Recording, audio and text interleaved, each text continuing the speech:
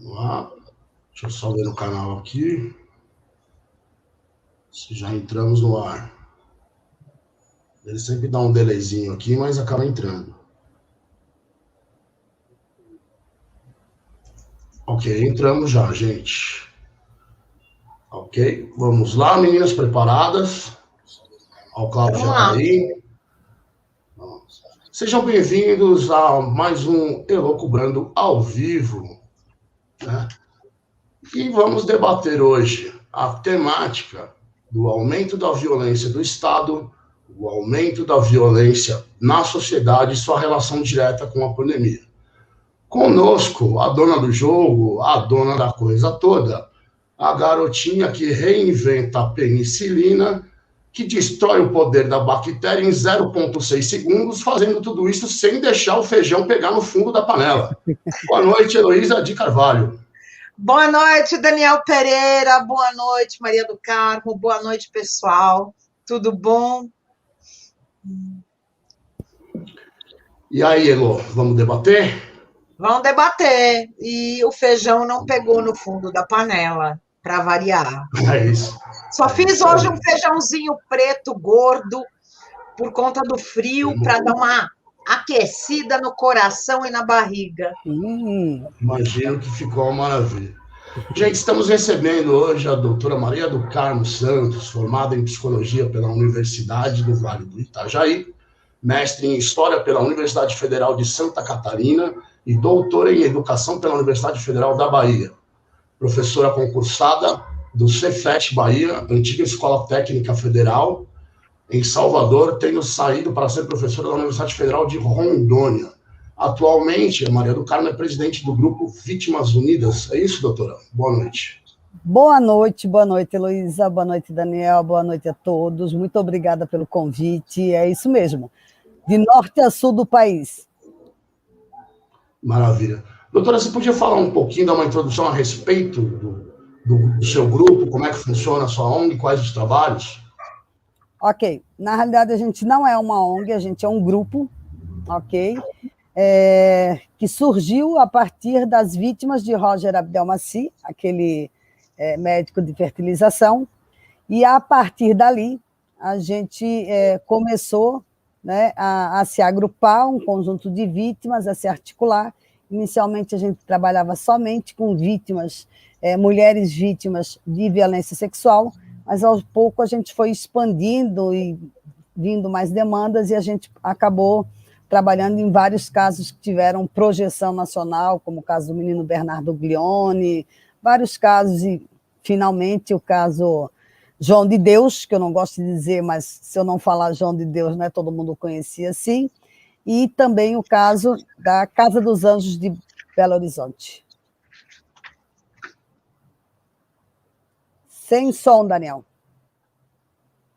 Então, olha o jornalista aqui, o radialista, estamos tomando mais uma, problemas técnicos ao vivo. Mas vamos lá, gente, é isso aí, televisão é isso aí. Importa é o show continuar. Elô, você acha que a gente vive numa sociedade que tem uma cultura de violência enraizada? Tanto tem uma cultura de violência enraizada, quanto tem uma cultura de violência enraizada, principalmente contra mulheres, negras e negros e pobres, né? Isto é... Eu tive uma passagem aí nos anos 90, de quase 6 anos dentro de uma delegacia de polícia, numa divisão especializada em relação a furto, roubo, narcotráfico, e a gente via que, assim, o menininho, né, filho do médico riquinho que mora no bairro Nobre, quando era pego, tinha um bom advogado e acabava se safando como um coitadinho, usuário, doente, né? E o menininho pobre, né, que fazia aviãozinho, porque até não tem como bancar, né, o próprio vício, porque, na verdade, a gente está falando aí, quando a gente fala de questão de tráfico, narcotráfico, a gente fala de uma escala e uma camada e uma escada social que muita gente não entende o que vem a ser isso dentro, né, do tráfico de drogas. Todo mundo acha que o traficante é só o cara que vende na favela. E a gente viu hoje, né? Viu hoje um rapaz, né? Um advogado, morador de bairro nobre, condomínio nobre, né? Barra da Tijuca, no Rio de Janeiro, ser preso como traficante de êxtase. Uhum.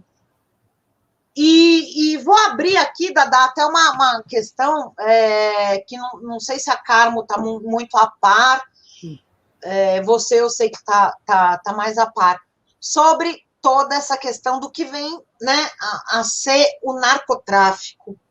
Porque a gente está aí hoje lutando, eu sou ativista pela liberação da cannabis medicinal, é público e notório, eu sou paciente, meu marido é paciente, as minhas cachorras são pacientes da cannabis medicinal, elas têm uma veterinária prescritora que acompanha aí no tratamento. E daí vem o povo, né? Eu assisti essa semana a comissão, aí vem aquele povinho, ai, a maconha, a droga. Meu, sai dessa. Maconha deixou de ser droga, né? Até a nível, vamos dizer, aí de narcotráfico, há muito tempo. Há muito tempo. Quanto o cara foi pego com comprimido de êxtase, né? Olha o dano que o êxtase, a cocaína, o crack causa no dependente químico, né? Então, falar hoje em narcotráfico de maconha, gente, né? É um tabu que a gente tem que superar. Então, o povo tá bem por fora, né? Mas daí, o pessoal que foi lá, né, defender, ou melhor, ser contra, né, a liberação da PL, se não me engano, 399, não fala número comigo, mas em relação a cannabis medicinal, né, o projeto de lei em relação a cannabis medicinal, o pessoal que foi lá falar contra, né, não vai abrir a boca sobre o advogadinho, né, traficando êxtase. Êxtase isso pode, mesmo, cannabis medicinal não. Só para informar, é isso mesmo, é PL 399, você está correto. 399, né? Obrigada. Doutora, essa cultura de violência no país, ela teria fruto. Obviamente, ela é fruto do patriarcado, ela é uma construção, enfim, histórica, que acho que está lá desde as capitanias hereditárias, nessa cultura que a gente tem, enfim, né? Não só da violência, mas também do privilégio das classes mais privilegiadas. Queria que a senhora falasse um pouco a respeito disso. Ah, sim, desde nossa colonização, né? Historicamente, a gente sabe, e perpassa a nossa colonização, a questão das 3 raças, né? Do colonizador que chega, né? E você tinha, inclusive, uma diferença, né? Quando o colonizador ele se relacionava, né? Com um índio ou quando ele se relacionava com um negro, né? E isso foi muito estudado, bastante estudado, inclusive eu só posso imaginar, Daniel e Elô, que seja, inclusive, isso um dos fatores que faz com que nós tenhamos uma oposição tão forte a Paulo Freire nesse país. Claro, a gente tem grandes pesquisadores, né, que trabalharam com a questão da representação, que foi didaticamente por nós, mas Paulo Freire foi um marco para o mundo, não foi só para o Brasil, nessa luta, né, da inclusão através da educação, né? Dessa questão de montar uma identidade, mas a partir das diferenças, né? E não tentar uma hegemonia como se nós todos fôssemos iguais, porque nós não somos, né? O meu local de fala, o local de fala mesmo da Heloísa e do Daniel é completamente diferente, bem colocou a Heloísa um pouquinho antes, né? Ela citou o exemplo desse cara que foi pego traficando, mas a gente teve a chacina do Jacarezinho, né? Há um mês atrás, né? Onde mataram 28 pessoas eu vou fazer um paralelo para não botar números exatos. Mataram 28 pessoas para pegar 100 fuzis. Mas também teve um condomínio que tinha 1000 fuzil e não teve um tiro disparado, né? Só que era na Barra da Tijuca, ou seja, essas desigualdades sociais baseadas na cor, na pele, na etnia, é uma coisa que caracteriza o povo brasileiro, e essa desigualdade que é camuflada com uma tentativa de um discurso que vai permeando, né, uma suposta igualdade que não existe. Elô, você acha que a gente, durante muito tempo, a gente como país, cultivou esse mito das 3 raças, do bom selvagem, da boa convivência, do país miscigenado, abençoado por Deus e bonito por natureza, e quando nós abrimos o olho, a gente enxergou uma coisa totalmente diferente? Acho. A gente sente isso, né, Daniel, no dia a dia nosso, principalmente de quem trabalha aí com o público, com as pessoas. Eu tenho um histórico de sempre ter trabalhado aí com as pessoas, com ou vendas, ou sempre lidando com as pessoas, né? Eu nunca trabalhei nos bastidores, eu sempre dei muito minha cara no trabalho. E a gente vê, né, quando o carinha chega lá mal vestido, né, e é uma coisa muito engraçada. Eu vou falar para vocês uma coisa que muita gente não sabe, mas existe. Eu moro em Atibaia, né? Atibaia tem uma grande produção rural, do agronegócio, agropecuária, seja lá o que nome vocês querem dar, mas é basicamente fundada, né, com agricultores da colônia, não vou falar japonesa, porque eu não posso dizer que todo mundo aqui que é agricultor seja japonês, mas vamos dizer assim, do Oriente, né? A colônia aqui agricultora é muito grande e descendentes do Oriente. E daí, assim, você vê, né, é muito engraçado. Chega a madame, né, com a bolsa ali de marca, falsê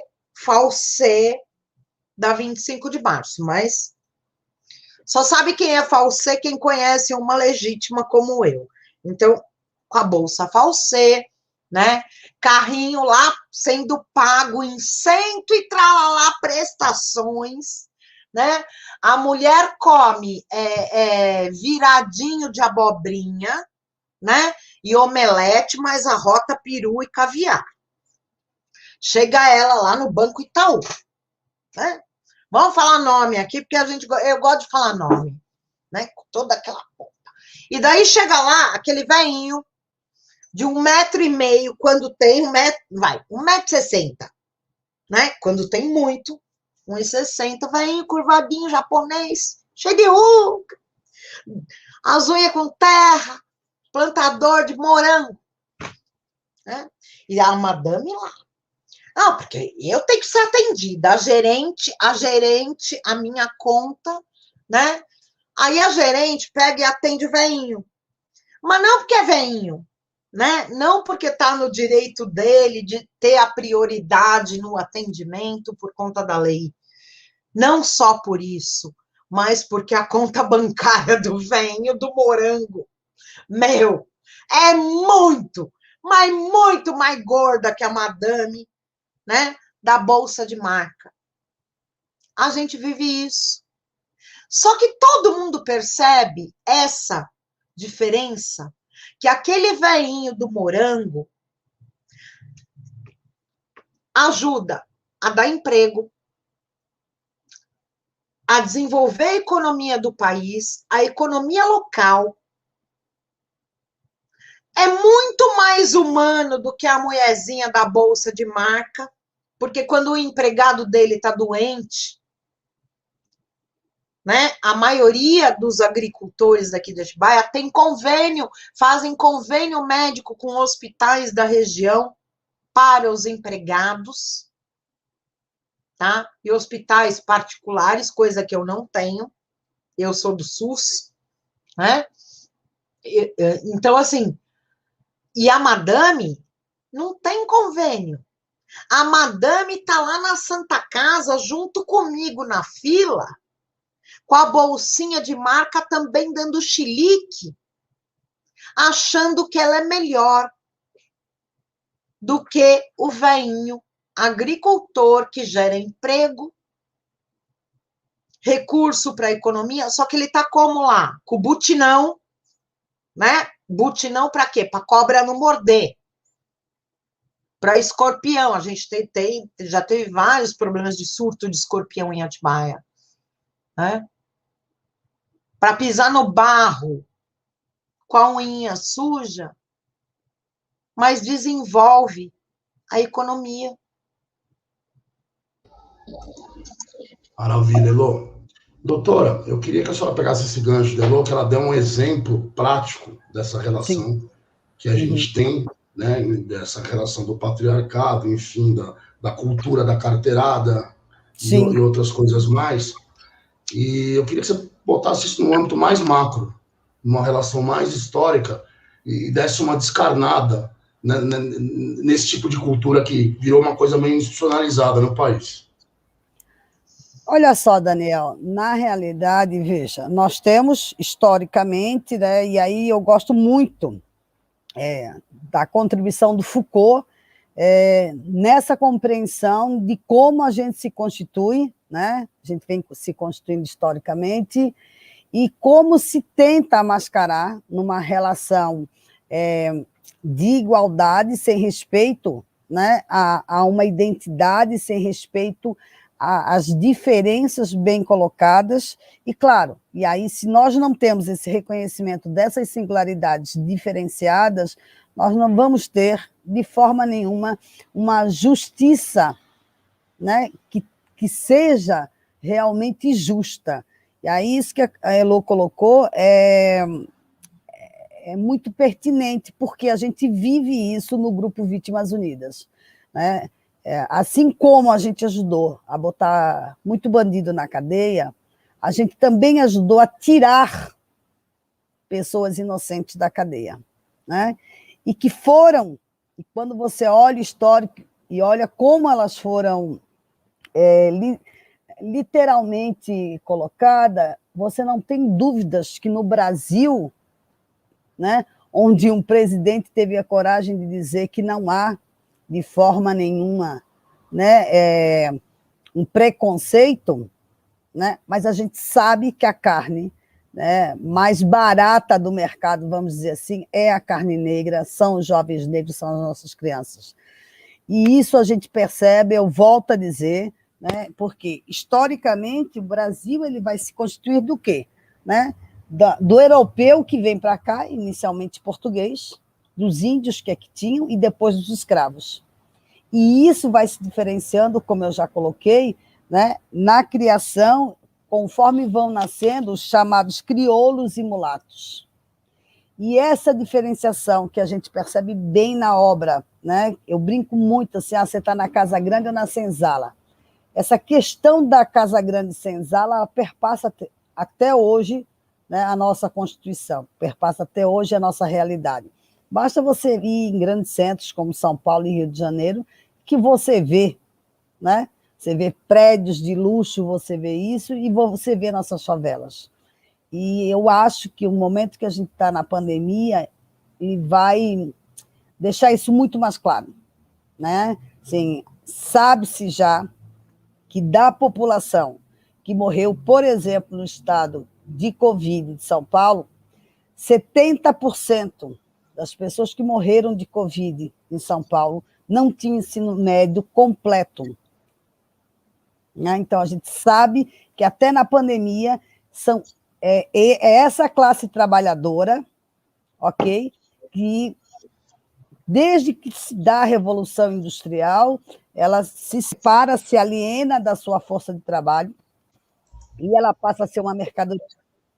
Ela passa a ser uma mercadoria como cidadão, ela passa a ser uma mercadoria quando ela vai buscar a justiça, né? Ela não consegue ser ainda. Eu gosto muito de um africano, não sei se a Luísa conhece, o Daniel, que é o Prem Baba.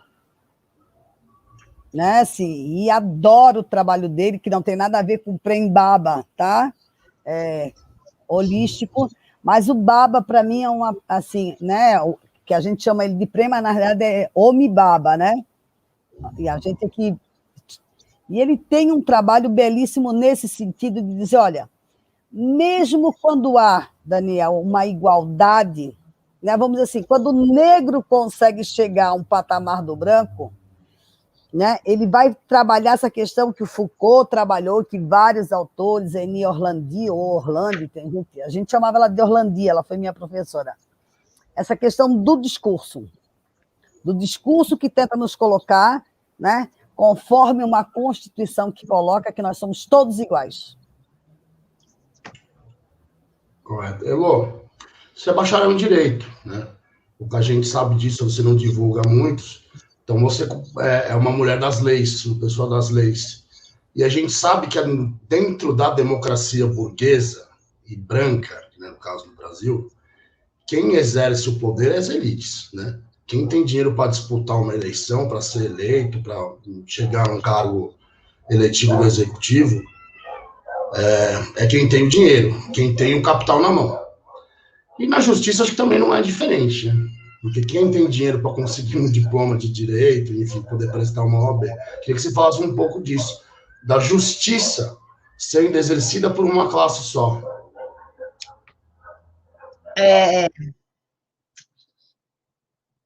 Eu sou apaixonada pelo direito até hoje, né? Estudo, mas, assim, faz alguns anos que eu já meio que desisti de ser advogada, tá? Não só pela questão do que vem a ser a prova da OAB, que eu acho que usa um método totalmente furado, né? Porque eu já vi, e não estou falando fofoca, tá? Estou falando fato que eu vi de gente que eu conheço, gente que foi condenada no crime, tá? Por homicídio, latrocínio, quadrilha, né? E fazer faculdade de Direito e chegar lá na prova da OAB e passar. A gente sabe, né? E, infelizmente, eu queria falar que não, que o mundo não é assim, que a pessoa se regenerou e aprendeu, né, com o erro. Não, infelizmente, essa pessoa, inclusive, que eu estou usando aqui de exemplo, hoje é advogado em Brasília de políticos o quê? Envolvidos com o crime. Né? Então, assim, ele conseguiu a OAB. Né? Ele advoga. Tem isso no Brasil? Elô, tem isso no Brasil? Políticos envolvidos com crime? Ele pagou o crime, né, Carmo? Ele pagou o crime dele, sim, né? E daí, assim, durante 7 anos. E, bom, gente, eu tenho toda uma visão do que vem a ser cadeia, o trabalho dentro da cadeia. Eu participei de vários projetos de trabalho dentro da cadeia para reabilitar preso. Então, assim, o que eu vou falar não é regra, tá? E não é que eu acho que isso é todo mundo lá dentro. Conheço reabilitados, tá? Muitos.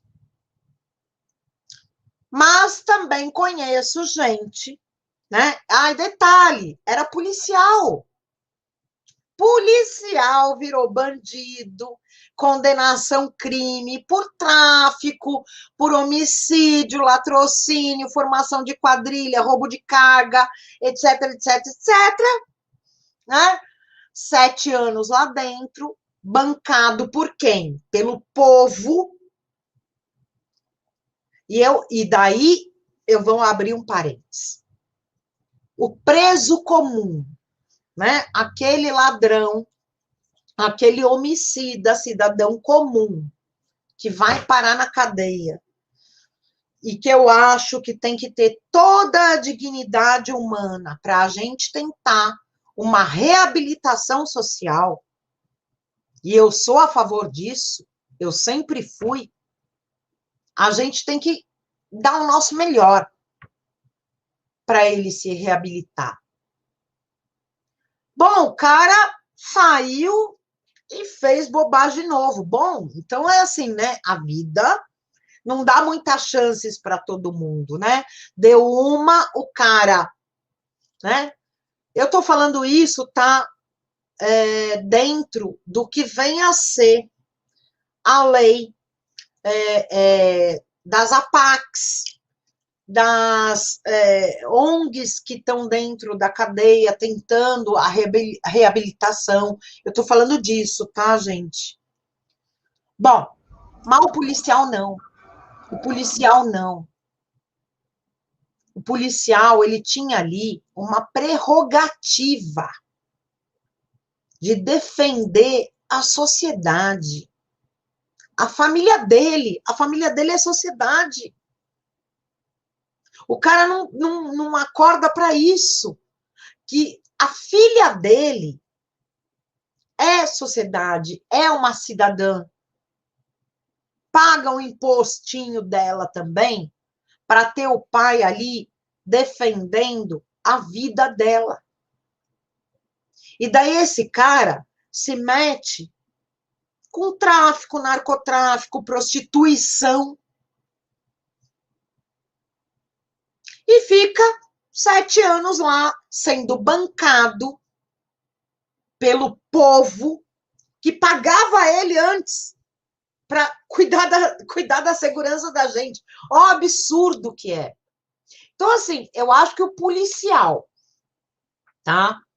Não falo todo funcionário público, né? Em todos os crimes do funcionalismo público, mas eu acho um absurdo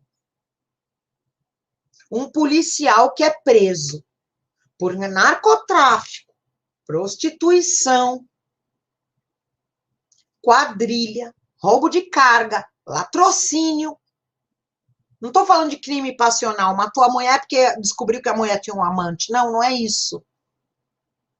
Esse cara ficar 7 anos na cadeia, na vida boa, porque fica na vida boa, diferente do ladrãozinho lá, ó, do carinha que roubou a carne.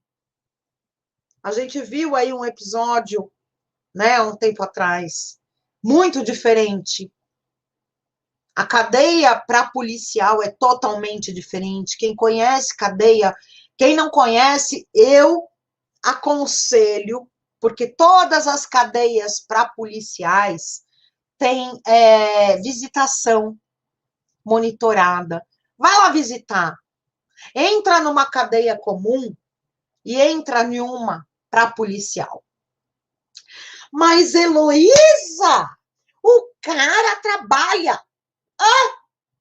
Sim, ele faz o próprio pão com farinha de primeira, ovo, leite, manteiga e um forno que funciona. Vai na cadeia do ladrãozinho da carne. Gente. Então, assim, existe essa escala, tá? Eu defendo esta gradativa ação penal para cada caso. Tá? Eu sempre defendi isso. Eu nunca falei, bandido é santo. Não, bandido não é santo. Mas eu, como cidadã, né, e não estou inerte, como nenhum cidadão está inerte de cometer um crime, né? O cara que fala, eu jamais vou cometer um crime, eu falo, então, filho, não saia de casa, porque a partir do momento que você tem uma habilitação e um carro na mão, você pode cometer um crime. Sem querer, você pode. Né? Maravilha, Elô. Maravilha. Gente, deixa eu dar uma boa noite pro pessoal que está aqui, ó. Claudião Treres, grande abraço. Adriane Yamin, Lineu Zúculo, Márcia Bastos, Letícia Alves, Sônia Lopes, Deusirene Rodrigues. Gente, obrigado por assistir. Maria Verônica Dias Brito, olha aí, Magali Santos, Gabriel Eduardo, sempre com a gente, a segunda vez aqui. Gabriel estava com a gente aí, interagindo também semana passada. Feliz demais aí pelas mensagens. E vamos que vamos, né, gente? Doutora, eu queria que a senhora falasse... Daniel, deixa eu só... por favor. Bom, Cláudio, um abraço, querido, mas, na verdade, estou aqui com um fãzinho, gente, de 4 anos de idade. Um dos meus amores, grandes amores da minha vida, Rian. Ó, Tchelo, manda um beijão. Não vê a hora dessa pandemia acabar, para você vir aqui para casa de novo, passar um dia muito gostoso, muito divertido comigo, pintando a parede com geleia de amora e fazendo outras artes. Rian tem 4 anos, Rian é filho do Cláudio, um grande e querido amigo, como também a Érica, a mãe do Rian. Mas Rian é um menino que mora no meu coração e é isso. Rian, beijão da Tchelo. Obrigada, Dadá. Dadá, abre a câmera, abre o som. Opa, voltei de novo. Bom, o Rian é um barato, né? Quem teve a oportunidade de conhecer essa criança maravilhosa. Show de bola. Semana que a gente vai falando com o pai dele. Semana que a gente vai falar com o pai dele, hein? Rian, Cláudio e Érica tiveram na minha casa, né, em 2019, né, Dadá? Sim, sim. No meu aniversário de 2019, eu não fiz festa, mas aí, assim, eu queria conhecer eles queriam me conhecer, vieram em casa, e eu fiz uma calda de amora para o sorvete. E daí descobri que o Rian adora amora, né? E daí foi um episódio muito engraçado, que a mãe dele foi no banheiro, ele foi atrás da mãe, ele estava com o dedinho sujo de amora, e na hora que ele foi passar, o dedinho dele bateu na parede da minha cozinha. Quando a mãe dele voltou do banheiro, falou assim, pede para a tia Elô um paninho para limpar. Aí ele veio dar um paninho para limpar, eu limpar o quê? Né? Aí ele veio a parede, daí ele foi me mostrar que era o dedinho dele de amora. E eu tinha me recuperado de 1 ano de cadeira de rodas, toda a minha casa era marcada pela borracha da cadeira de rodas, né? E eu não limpava isso, porque não tem nem como limpar, tem que pintar a parede. E daí veio aquela criancinha querendo limpar um dedinho de amora porque sujou a parede. E aquilo me emocionou tanto que daí eu peguei e falei assim, você quer um pano para limpar? Então vamos. Fui na cozinha, enchi um pratinho com a calda de amora, enfiei a minha mão, bati na minha parede branca e desci. E falei, Rian, faça igual. vamos se divertir. A gente pintou uma parede da minha cozinha de amora, né? Foi muito divertido. Foi muito divertido. Porque aquilo mostrou que a liberdade de não ficar presa a uma bobagem, né? Ele sujou a parede, eu tinha sujado a parede com a borracha da cadeira de rodas, que é uma coisa muito chata, muito triste, né? E ninguém se tocou, né? E falou, você não limpa a tua parede da borracha de rodas, da cadeira de rodas, né? Era o dedinho dele. Não, vamos sujar todas as paredes do mundo de geleia e calda de amora para adocicar os corações. Verdade, Elô. Tempos de pandemia, em tempos que a ternura falta, é sempre bom a gente prover um pouco, né? Vamos voltar aqui para a pauta. Doutor, eu queria que... A senhora teve uma participação fundamental, enfim, junto com o seu grupo Vítimas Unidas, em alguns casos de violência que se tornaram manchetes, né, em todo o Brasil. Queria que a senhora falasse um pouco disso, do caso, principalmente do caso João de Deus e do caso do goleiro Bruno. Eu acho que seria interessante o ponto de vista que a senhora tem em relação à justiça nesses casos. Acho que seria interessante trazer à tona. Ok, eu queria agradecer, né? Vi que nosso administrador do Vítimas Unidas é Geraldo está aí. Queria agradecer a todo mundo, principalmente a Adriane Amin. A Adriane Amin, ela lançou um livro, ela foi noiva, né, do Ayrton Senna, e viramos parceira, né, inclusive na luta, ok? Inclusive nesse momento em que ela lança esse livro, e numa batalha bem grande, acho que era uma pessoa bem interessante para depois fazer uma live. Olha, eu queria pegar esse gancho que a Elô falou, né, e aí, teoricamente, eu acho que Foucault, quando vai escrever Arqueologia do Saber, né, e acaba depois tendo que escrever Microfísica do Poder, eu acho que ele coloca um pouco isso, viu, Daniel?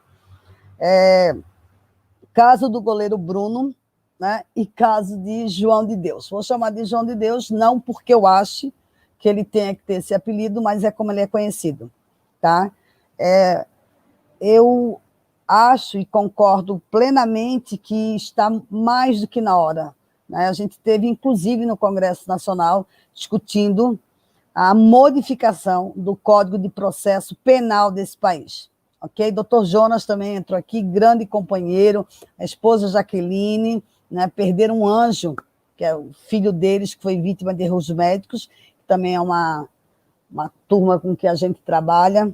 Então, assim, eu vou pegar o caso, eu acho que, diferente do que está posto nesse país, que se eu hoje cometer um crime, eu tenho direito a cela especial porque eu tenho ensino superior, eu acho que a gente deveria inverter essa situação. Né? A gente mostra como nós somos uma sociedade preconceituosa, elitista, exatamente, Daniel, nesse ponto. Né? Por quê? Porque quem tem menos acesso à educação, possibilidades, né, de ascender, de estudar, e por isso Paulo Freire dizia que ele queria uma educação libertadora, né? Libertar do quê? Libertar desses grilhões ainda, libertar de uma escravatura que aconteceu no papel, né? Mas que a gente sabe que não aconteceu na realidade. Basta ver, e a gente viu isso na pandemia. O caso do goleiro Bruno nos mostra isso, né? Um cara que conseguiu, saiu, ascendeu socialmente, mas lamentavelmente levou com ele os vícios, mata a minha comadre, né? Porque eu sou madrinha de batismo do Bruninho, nunca entregaram um corpo, certo? E aí me chama a atenção, Daniel, a covardia da mídia, porque é dito pela juíza, está nos autos do processo, realmente os motivos que levaram o Bruno, né, a se envolver e a acabar matando Elisa Samúdio. É claro que não foi por pensão alimentícia, coisa nenhuma. E aí a gente viu ele ficar, né, numa penitenciária, em outra, entrou num desses programas, como bem a Heloísa falou, que tem nos presídios, e rapidamente conseguiu, em menos de 7 anos, sem dar o direito ao meu afilhado, né? A minha comadre de estimação, como eu chamo a Sônia, nem de ter um túmulo para chorar. E como é que o goleiro Bruno é recebido? Ele não é recebido como criminoso Bruno, ele é recebido como goleiro Bruno, dando autógrafos, né? Que é uma inversão. Nesse país, você tem várias categorias, mas a categoria que mais fala é dos ricos e brancos. Mas se você for negro, mas for rico, você também consegue. E o Bruno mostra isso, né? Sim. E cada vez que ele tenta um novo contrato, a gente vai, a gente faz um boicote, etc. O caso João de Deus nem se fale, né? O caso João de Deus, para mim, é, com certeza, há cerca de 2 meses, o Brasil se tornou réu, ok? Se tornou réu na Corte Interamericana de Direitos Humanos, numa ação que move algumas vítimas de Roger Abdelmaci pela incapacidade do Brasil, primeiro, de ter uma lei clara para a questão da fertilização, ok? Porque teve muita manipulação genética, crianças que eram para ser filhas de um pai e não eram, etc. E por não ter conseguido proteger as vítimas, né, do Roger. Eu não tenho a menor dúvida, provavelmente eu não estaria viva para ver isso, mas eu não tenho a menor dúvida que o Brasil vai ser réu na Corte Interamericana, também pelo caso João de Deus. Porque é escandaloso que um homem que durante 40 anos ele foi acusado de tudo, tráfico de urânio, tortura, associação com traficante, morte, tudo o João já tinha sido denunciado. Nunca deu em nada. Sempre o João se safava. E aí, uma das buscas e apreensões que foram feitas na casa do João, se encontra o quê?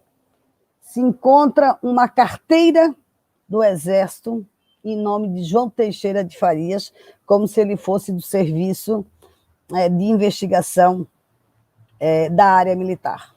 E também como se ele fosse agente da área da Polícia Civil.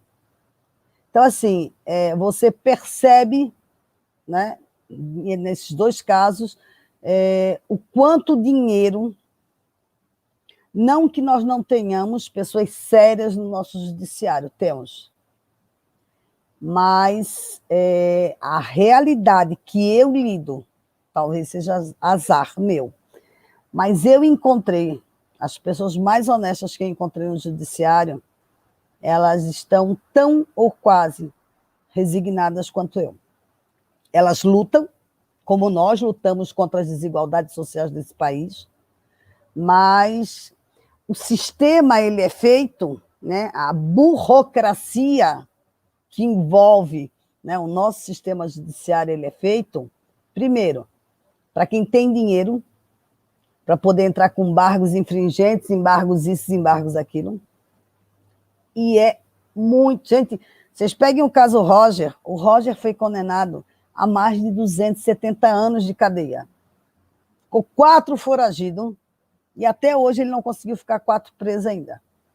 Você pega o caso João de Deus. São mais de 360 vítimas identificadas. Fora organização criminosa, tudo isso. E ele não ficou 1 ano na cadeia. E esse ano ainda que ele ficou na cadeia, vocês podem notar, ele ia de mês a mês para o hospital, preferência para o sírio-libanês. Agora que deu a Covid e que ele conseguiu ir para casa, ele está ótimo, ele não ficou mais doente, entendeu?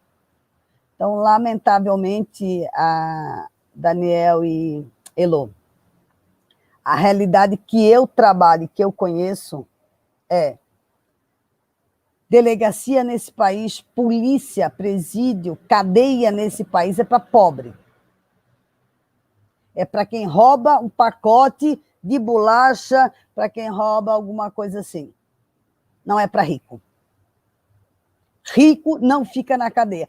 O mesmo caso aconteceu, Daniel e Elô, com o caso da Casa dos Anjos lá de BH. Nós temos 4 pessoas que foram presas. Nós temos uma menor que foi drogada e engravidou, fora o conjunto de mulheres.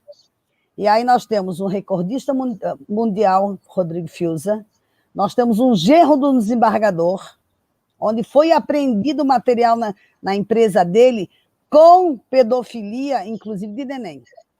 Ele ficou foragido, foi o último a se entregar.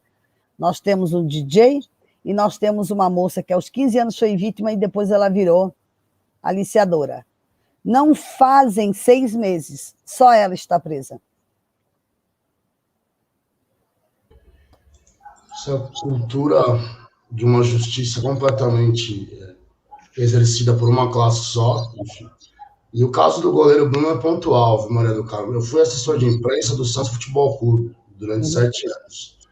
O Santos tem um lema que assim, diz que enquanto um negro encantar uma plateia com a bola nos pés, o Santos sobreviverá.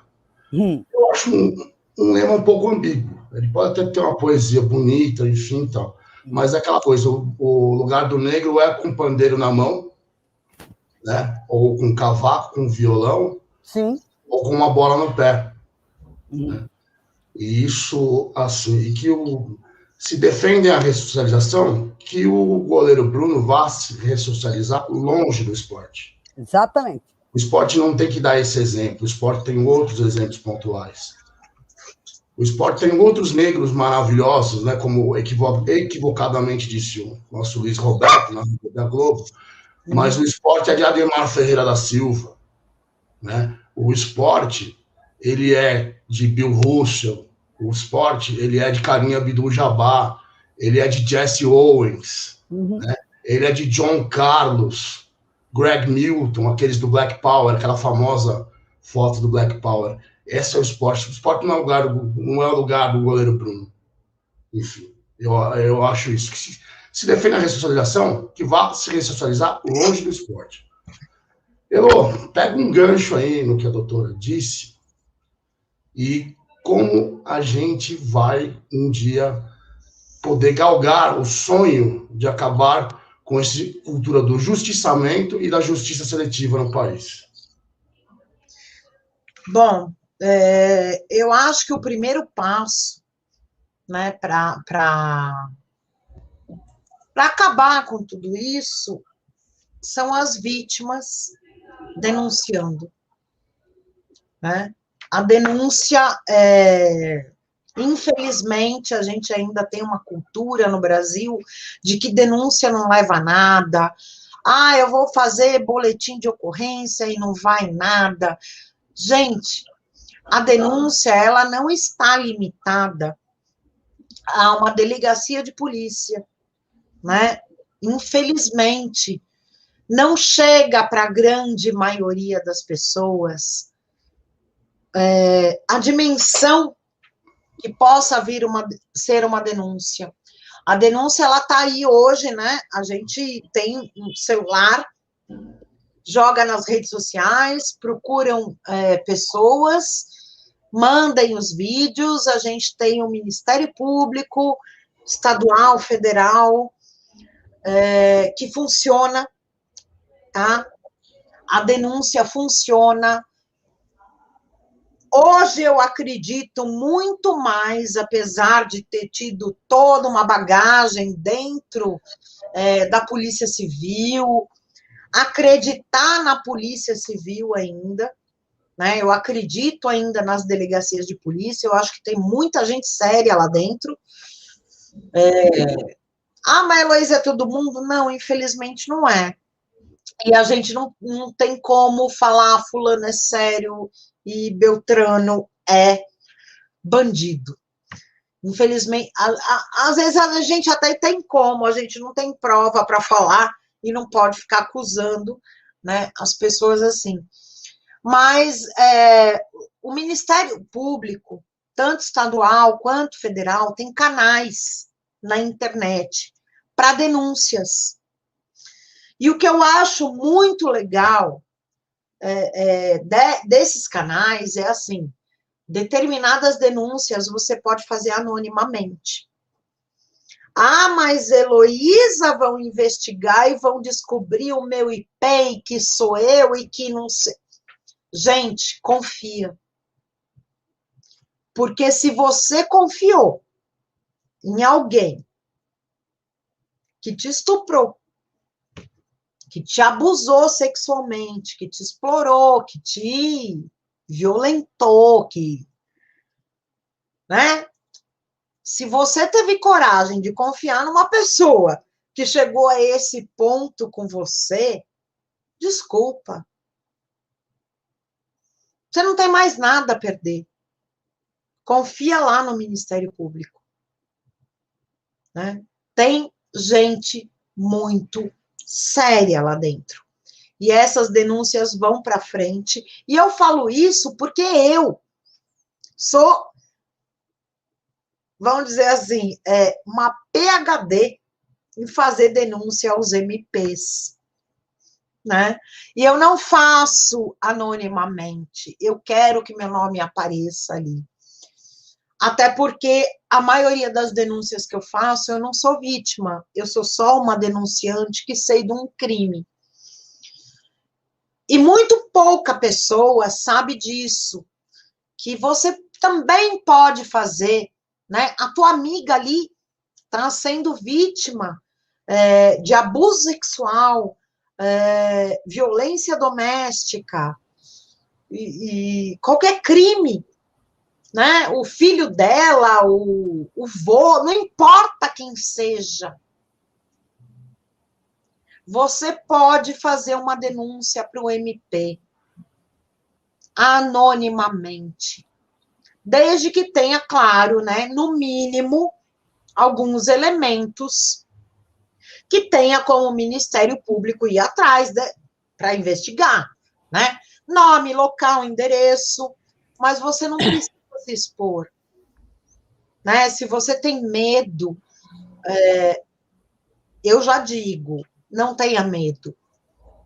O medo é a pior coisa, eu acho que é o pior sentimento que existe dentro do ser humano, é o medo.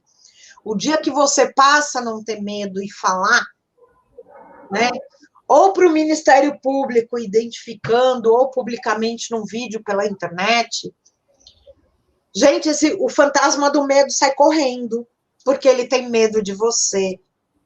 O fantasma do medo tem medo de quem não tem medo, tá? Correto.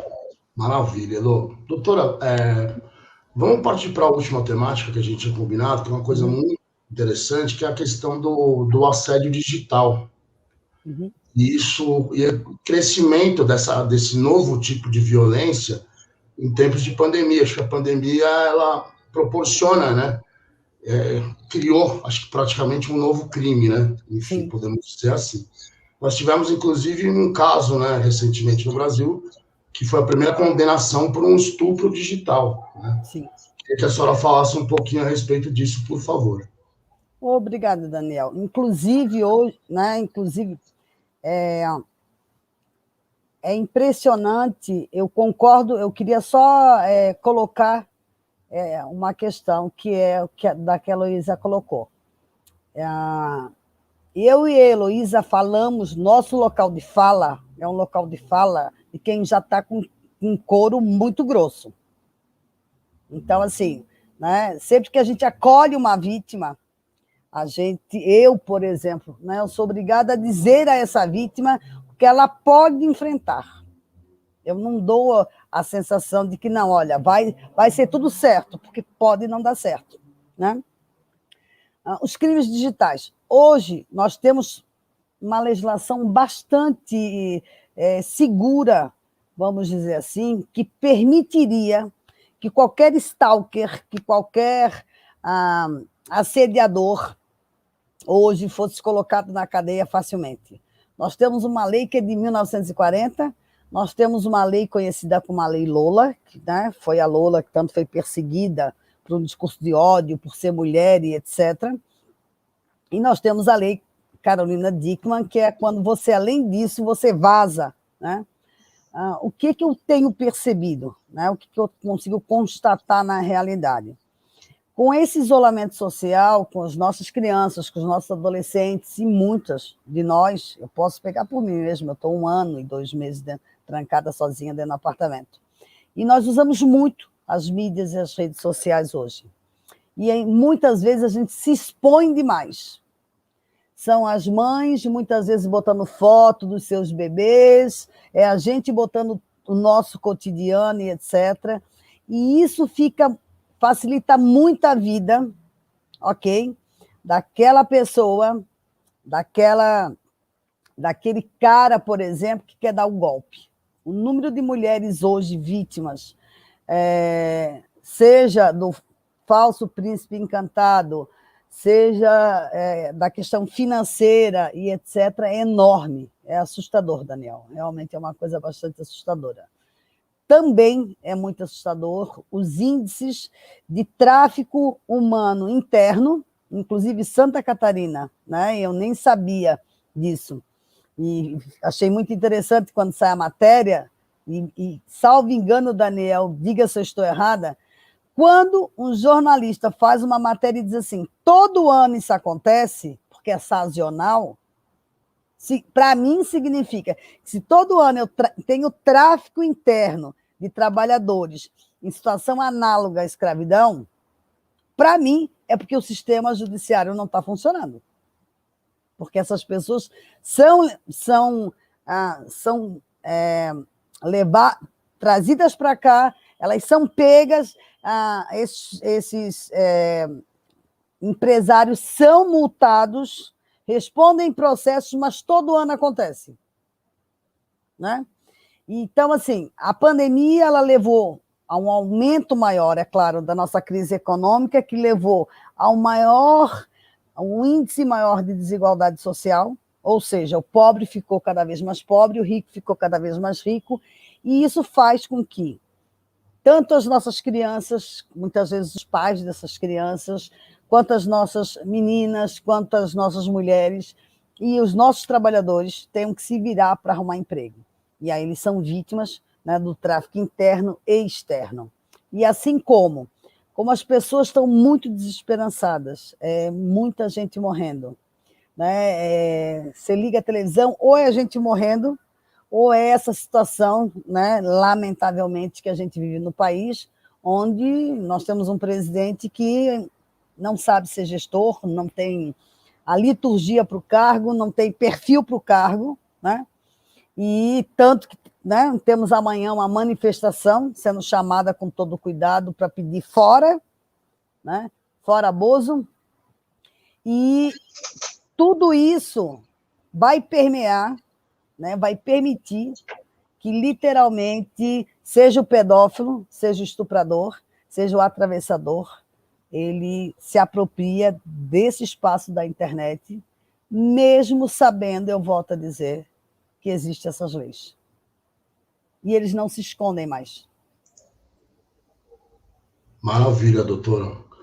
Elô, você quer complementar alguma coisa da fala da doutora a respeito dessa questão do assédio digital, enfim? Desmuta aí. Opa. O áudio. Desculpa. Aí. Vamos lá.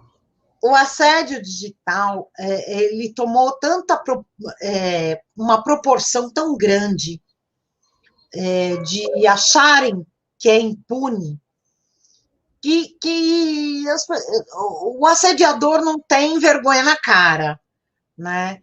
Ele vem, ele faz, dá nome, né? Já estamos aí com casos de gente que está com o perfil original, assediando descaradamente, vamos dizer assim, porque, infelizmente, apesar do que a Maria do Carmo falou, né, a gente tem uma lei aí magnífica, né, quanto à questão da legislação e da punição, né, em relação à lei. Ela é magnífica. Só que, infelizmente, na prática, a gente sabe que não é isso. Né? E daí voltamos lá no começo da conversa. Quem tem grana, quem tem um bom advogado e quem pode pagar uma fiança de 30, 40, 50, 100 mil reais, não fica preso. Quem vai ficar preso? Aquele coitadinho. Entendeu? Daí, e é esse coitadinho que leva o índice. Porque, assim, a gente não falou uma coisa muito importante, que é o índice da violência. Eu sei como esses índices são feitos, né?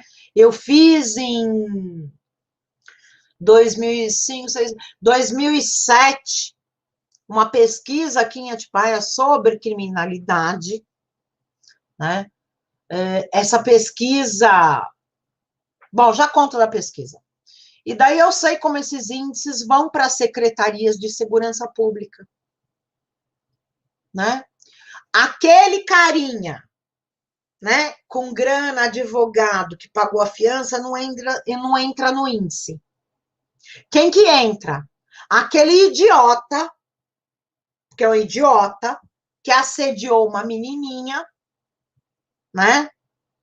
Bonitinha, novinha, não sei o quê, ele entra nesse índice como assediador.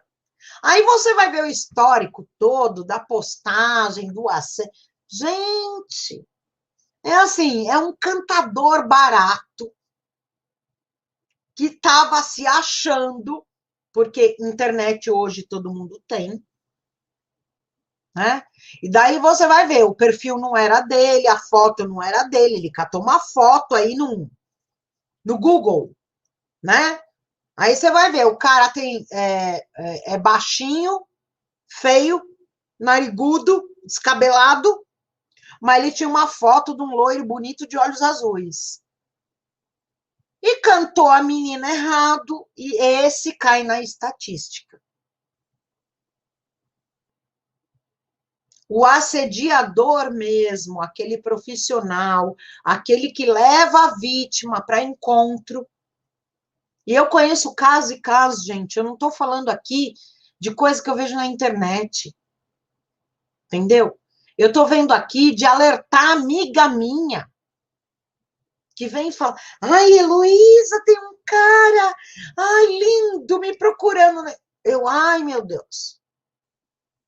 Meu Deus. Acorda pra vida, fia. Entendeu? Solteirona, rica, em plena pandemia. Aí me aparece um loiro, um grisalhão. Loiro não, grisalhão, musculoso, bonito, né? De fala mansa, falando que você é o amor da vida dele. Dali 15 dias ele tá pedindo para você depositar alguma graninha na conta dele, porque a conta dele foi bloqueada, porque ele é estrangeiro, empresário internacional. Ah, gente, é assim que começa. Agora, quando o golpe é só financeiro, graças a Deus. Só quando que nunca é, né, Lô? Então, o problema é que nunca é. Quando alguém fala para mim, cair no golpe financeiro, eu falo, filha, reza o Pai Nosso 100 vezes. Se livrou de um estupro. Gente, só uma vítima de violência sexual pode falar o dano que é uma violência sexual. Tá? E, bom, isso fica para outra live. Mas, assim, graças a Deus, levou 30 mil teu, filha. Não levou a tua vida para o resto da vida. Você tendo medo. Mas você não acha, Lô? Porque, assim, qual é a minha percepção em atender muito essas mulheres, né? Porque, para mim, essa questão virou um problema. Eu entendo isso hoje como um problema de saúde pública no país. Eu também, tá? Cara. Sim, eu também. Veja, por que vamos pegar nós duas, então, como exemplo? Por que a gente não se deixa encantar, vamos colocar assim, porque a gente também é mulher, né? Eu, por exemplo, você é casada, mas eu não. Eu estou sozinha, eu vivo nas mídias, barará. Por que eu não me deixo encantar e não acredito nesse príncipe encantado? O que faz uma mulher, independente dela ter dinheiro ou não, ela está com uma demanda emocional enorme. Então, assim, por isso que eu digo, claro, a questão financeira é pesada, mas nunca o problema é só financeiro. Não. O que leva àquela carência, o que leva àquela busca, né? Aí de novo a gente vai cair de novo na questão. E a pandemia potencializa tudo isso. Claro! Sim. Veja, a morte pode estar ali na minha porta, eu posso não ter mais o Natal, não posso não sei o quê, aí eu moro na beira da praia, eu tenho carro, aí não sei o quê. Por que mesmo que eu não vou sair com esse cara que está dizendo que eu sou linda, maravilhosa, se eu não sei se eu vou ter amanhã? Tanta gente sofrendo, eu quero ser feliz, né? Assim, não quero mais ficar vendo televisão aqui, por exemplo, que vai ser só desgraça. Ou seja, há um ambiente propício e principalmente um ambiente. E aí, né? Assim, ontem eu ri muito, até postei no meu Twitter, assim. Fui dando uma olhada em umas pessoas que estavam me seguindo, aí você entra lá, o cara diz assim, cristão, patriota e família. O cara tinha acabado de mandar uma cantada para o meu mensagem. Aí dá vontade de dizer assim, meu filho, que família é essa que você defende, seu hipócrita? Assim, que família é essa, entendeu? Então, assim, eu acho que a gente vive num momento onde os discursos são muito falso-moralistas, né? Há uma tentativa de... O mínimo que nós conseguimos avançar socialmente de regredir, e há uma carência das pessoas. Sim. Porque elas estão se sentindo, né, assim, abandonadas. Eu acho que a questão... Eu sempre acho assim, quando as instituições não estão funcionando, dá uma insegurança ao brasileiro, né? Porque a gente está acostumado que as nossas instituições têm que funcionar. Então, Exato. Tá certo. Exato. Gente, hoje nós passamos aqui 7 minutos do tempo. A Carmo Gente, nós vamos ter que marcar uma outra live com a doutora Maria do Carmo. Vai ter que marcar outra live com a Carmo, porque tem muito assunto interessante. Lembra que eu tinha te falado, né? Então, a gente aprendeu, eu aprendi muito aqui, eu tomei uma aulinha mais uma vez aqui, enfim. Doutora, eu queria dizer que a gente precisa de pessoas como você na sociedade, não só pessoas que se propõem a pensar o país, pessoas que se propõem a debater, a propor ideias e a refletir, mas pessoas que amassam o barro também. Porque a Carmo literalmente amassa o barro, dá a cara, dá a vida, né? Quem sabe o histórico dela, sabe as ameaças de morte, que não são bobagem, né, Carmo? A gente sabe o risco que é. Isso.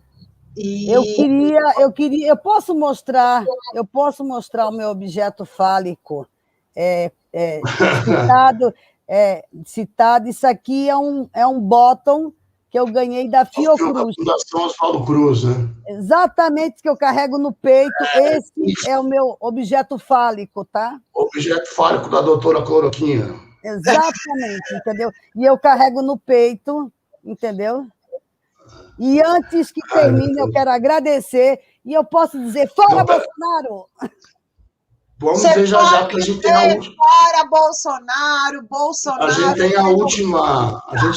A gente tem a última provocaçãozinha, doutora, que é uma tradição aqui do nosso canal, vai ser nosso segundo. A gente termina assim.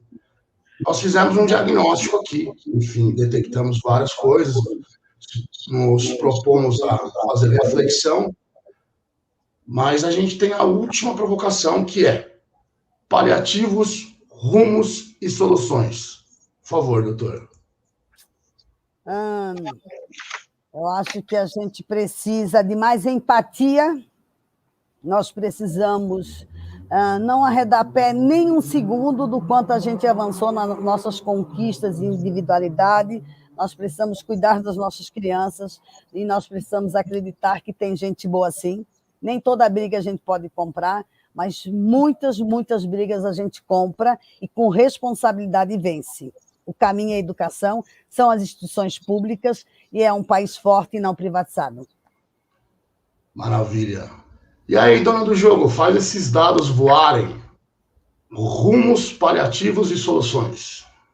Então, Dadá, eu vou quebrar a nossa tradição e vou terminar com uma pergunta. Quem mandou matar a Marielle? Fora Bolsonaro! Fora! Bolsonaro genocida. Carmo, te amo, querida. Também amo você. Mora no meu coração. Rezo obrigado, por gente. vida todos os dias, porque eu sei. Daniel. Obrigado, pessoal do chat também, obrigado. Valeu, gente. Foi alto nível aqui. Sexta-feira que vem voltamos com quem, Elô? Voltamos com Cláudio Teles. Grande. Sexta-feira. Grande conhecedor de ciências internacionais. Então, na verdade, terça-feira a gente reinaugura uma série médica com o Dr. Maurício, né? Sim, verdade. Terça-feira, dia 2, inauguramos uma série de terça-feira sobre saúde, né? E inauguramos terça-feira com o Dr. Maurício Galdino. Ai, eu sempre lembro, eu sempre esqueço o sobrenome dele, eu sempre esqueço. Estaremos aí na terça. E na sexta-feira o Cláudio Teles vai estar com a gente. Na sexta, o Cláudio Teles. Vamos falar sobre política internacional, a posição no Brasil hoje em dia. E vamos debater questões inerentes ao Itamaraty, enfim. Não percam que vai ser de alto nível também, tenho certeza absoluta.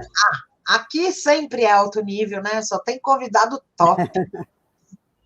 Carmo. Valeu, gente, meninas, obrigado. Beijão, obrigado. Bom final de semana para todos. Dirijam com cuidado, manerem na bebida. Tchau.